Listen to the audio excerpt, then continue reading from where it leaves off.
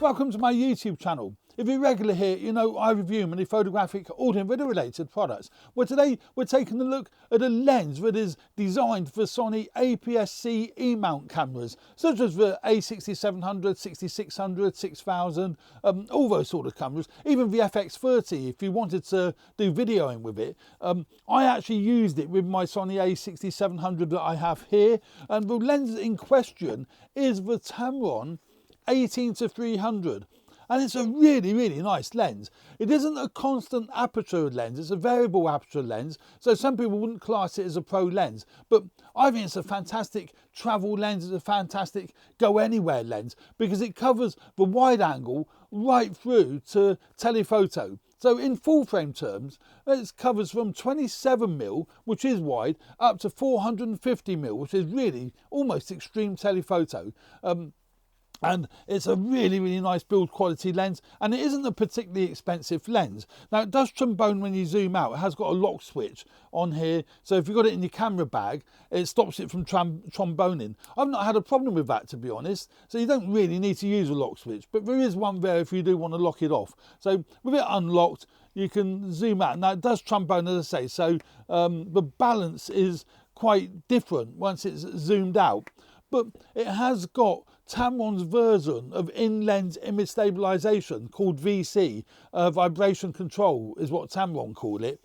So that does help enormously with getting sharper images if you're running at slower shutter speeds. And it's also fantastic if you're using it on a camera such as the Sony ZV-E10, because that has no in-body image stabilization. But the fact that it's in this lens, I think, is a real Brucey bonus. It's really good. There isn't much else on this lens, actually, as far as switches is concerned. It's a very straightforward lens, very nice. It's a nicely designed lens. Build quality is really good.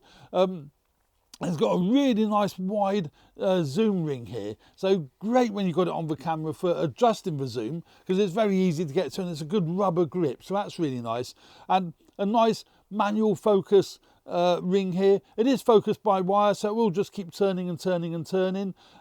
So not great for video if you want to do rack focusing, but it's not a lens designed for that sort of thing. I mean, this is more of a wildlife lens, maybe a sports lens, and it's great because, as I say, because it has got that wide angle aspect to it. So, you know, if I was going out to, say, somewhere like a wildlife park, I could just put this one lens on the camera and that would cover the wide right through to telephoto, and I think that is really good. It is a variable aperture lens, so not fantastic in low light. At its widest it's f3.5, and at the telephoto end it's 6.3, so it goes from 3.5 at its widest to 6.3 at telephoto.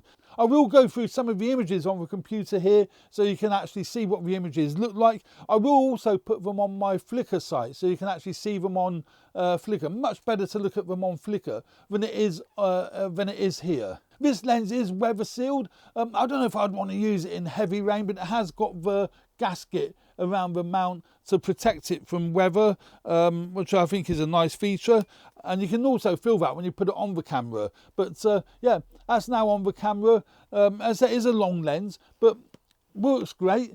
Balances nicely. I've had no problems with the balancing, and with the grip on the A6700 and on the A6600, it's got a nice grip, so you get a nice balance there between telephoto and wide angle, and you get beautiful sharp images. All these test shots were taken with the A6700. So let's now have a quick look at some of these images. As I say, I will put them up on my Flickr site. It'll be much easier to look at them on Flickr than it will be here, because I'm only going to scan through them. But we'll see how lovely this lens is and how ideal it is to keep on your camera. Now, you may not want to keep this lens on your body all the time, because it is quite a heavy lens and it's quite a long lens. You see, it's not particularly discreet because of the sheer size of the lens. So you may want to take two lenses. You may want to keep this one on the camera body if you are going out to, say, somewhere like a wildlife park or you're doing sports, and that's great for that, as I said earlier. But if you're just going out for doing some general photography for the day, you might want to use a shorter lens because it is, you know, it isn't that discreet. Also, it's not a low light beast, so it won't work fantastic in low light.